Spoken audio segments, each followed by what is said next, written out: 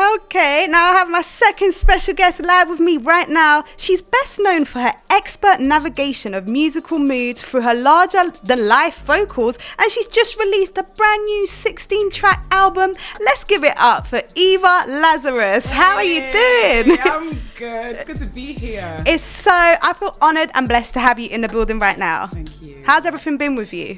Brilliant. Yeah? Brilliant. I'm just coasting on good vibes off the back of festival season, just about to go into tour mode. It's all good. Yeah. Oh, wow. Okay. I want to hear about that in a moment. I feel like we're going to go right ahead because I want to hear all about your shows and everything. But before that, massive congrats on your album. Thank you. Thank you so much. How's it been received?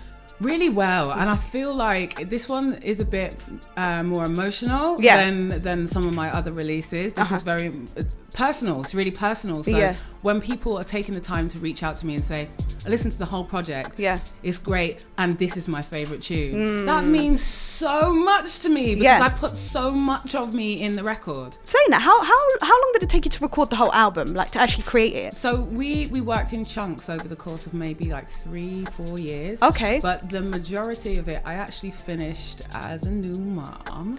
Wow. Yeah, so my support systems are crazy, but my son was about 8 or 9 months by the time I finished the writing. I had my little boy in the first lockdown, so I had him like 2 weeks into the first lockdown. Wow. And then I was like, oh, well, I guess my maternity isn't going to be like coffee shops and other babies and mums and stuff. I better just finish this album. Wow.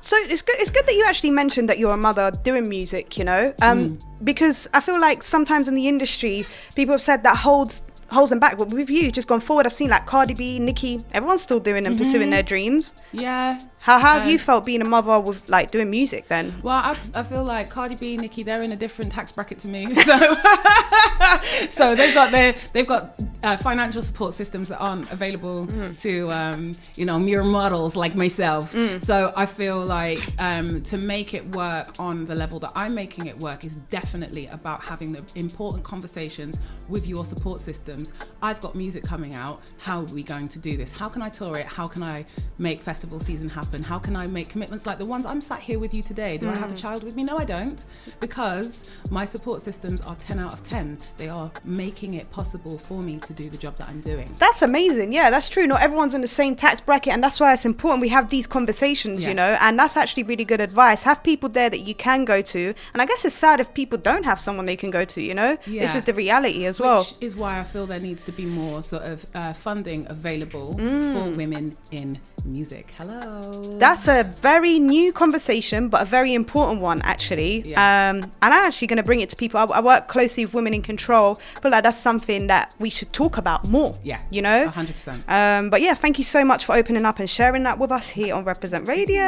Why did you call your album Brandy Kisses? I liked it. So the song Brandy Kisses is it's a love song, and if people have heard my music before, you know, I'm very party, I'm very positive, very empowering, but I don't really talk about love in the sense of like deep relationship stuff often. And this is the first record where I've really done that, where I talk about love in the truest sense and talk about being infatuated and just really into somebody. And because that's a softness that I don't feel like I've really put in to my other records, it felt like a good name for the record, because that's a lot of what's on this record. Is there a reason you don't go into like deep emotions? I feel like because this record's mine, I haven't second guessed myself as much. When you collaborate with somebody, I feel like you have to consider what message they also want to put out into the world. True. And because this feels like mine, so I can say whatever I want. So I can be in love, I can be heartbroken, I can talk about my son, I can talk about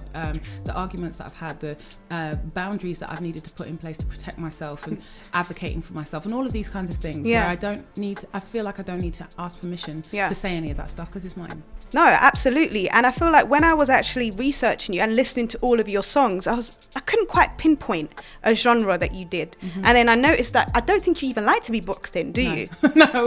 No. I create in the same way that I listen to music. I listen to everything, and I create a bit of everything, because that's what satisfies my creativity. What I get from writing a song on guitar is not the same thing that I get from drum and bass. It's just not the same thing. Absolutely, it's a different vibe, but you're still bringing your own sauce and flavor. It's still that's you. Consistent. By the way, if you're listening, EVA LAZARUS is live with me right now. Her music is amazing, and I actually want to get into one of the tracks taken off your album, and we'll come and talk straight after. Okay.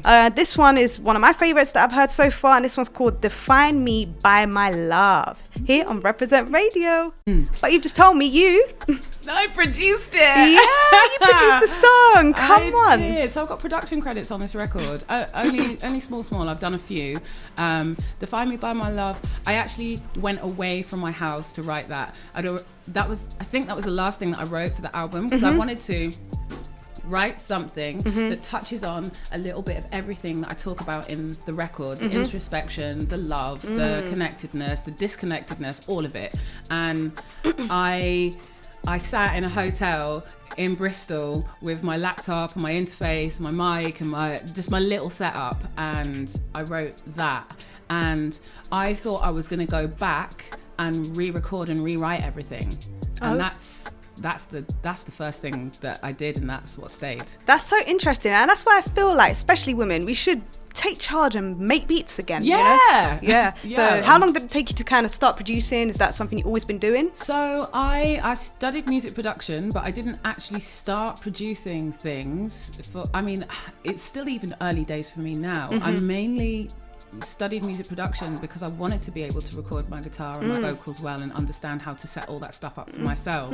And maybe it was naive going into that course, because that was the core reason for me wanting to do it, is to be able to record myself. But now I'm like, well, I've got a studio at my house. I'm able to, if somebody sends me beats, I'm able to get the demo done. That's it. You know, I'm so self-sufficient because of that course. Like, it stood me in my career like a really good, it's a great skill to be able to have to record yourself. But also I can play guitar and I can play bass and I can play keys, and I do have a few credits on this record, and it's given me a boost to be like, even just seeing that you've chosen that one to play today, I was like, me, I did that with my brain. I can do stuff, so I will be doing. Absolutely. I'll be doing a bit more of that, but yeah, you should. But that also doesn't take away from the fact that working with James Dirty Dyke, who's produced the majority of this record, he has made space available for me to have contribution into areas of this record. He wasn't like, I'm producing this record, so it's my production. Right. He's made space for me to have my productions on this record. That's amazing. That's what it's all about, collaboration, you know? Because if you don't get that and get your own flavor, then how are you meant to grow 100% and be you and be immersed within the music? Yeah. And like you said, you're multi-talented, you play all the instruments, so why not? Of course, you just have to learn the DAW, use whatever Logic, whatever it is, just learn how to navigate it, and it saves you a lot of money too. It's expensive. It is, buying plugins and all sorts, but I just wanted to ask you, what advice would you give to women who are trying to pursue women then? I feel like it's about supporting each other in spaces where you feel like you're not being seen or heard. There are lots of collectives now where you can ask for advice, where you can go for mentorship, where you can go for support. But also, if you don't have access to those things, don't worry. I didn't have access to that stuff either. Just crack on. Make things. If you are active, you're always in forward motion. If you're writing a song, you're in forward motion. Even if it's just pen on the back of a receipt, that's forward motion. Just do things. I love it. Because stuff will start unfolding afterwards. Don't think about it too much. That's amazing. I love that advice. Crack on and just do and make things. Yeah. I love that. One more thing. I want to know, so have you got tours coming up then? Oh, yes, I do. Okay, talk to me. So I'm doing a UK tour starting in Newcastle on the 30th of September. I'm going all the way through the UK, all through October. Wow. So I'll be doing London and Bristol and Brighton and Nottingham and Manchester and ting. Wow. So I'll be doing all of those things. Little break, and then I'll be doing a couple of European shows top of my list of priorities is Amsterdam, because I've got a song that I wrote about my holiday to Amsterdam, and I've not played in the city since I wrote that song. So it's like a special song for me. It's a special city for me, and it's sick to go back to that spot with my show. Amazing. That sounds, you are busy, you are just on it, you've got tours, you've got your album. Make sure you check out Eva Lazarus' brand new album. It's out right now, Brandy Kisses. And you know what, I'm gonna get into I think actually probably my favorite track. This one's called How Am I Looking? I love that. What was the inspiration just quickly behind that before? So it's a journey I think a lot of people with natural hair, black hair, have of self-acceptance and love. And I got to a place where I was so defiant of what anybody thought of my texture, of my hair, my hair and what that represents.